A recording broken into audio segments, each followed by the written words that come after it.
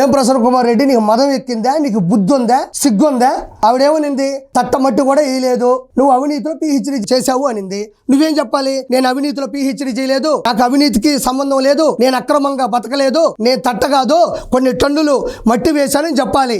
ఆవిడ వ్యక్తిగతంగా ఎక్కడ మాట్లాడింది? రాజకీయంగా మాట్లాడింది.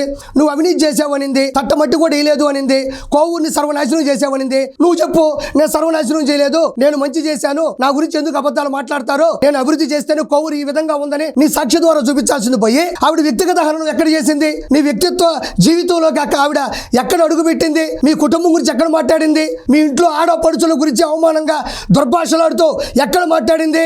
నువ్వు కదా వ్యక్తిగతంగా మాట్లాడింది. పిహెచ్డీ చేసింది, పోరుబావి పదే పదే మాట్లాడుతున్నందుకు నన్ను ప్రజలు క్షమించమని మనస్ఫూర్తిగా కోరుకుంటున్నాను. భర్తను చంపేస్తుంది, ఆస్తి కోసం పనిచేస్తుంది అని చెప్పేసి నువ్వు కదా వ్యక్తిగతంగా దుర్భాషలాడింది. ఆవిడ రాజకీయంగా మాట్లాడింది. నీకు దమ్ముంటే రాజకీయంగా మాట్లాడు.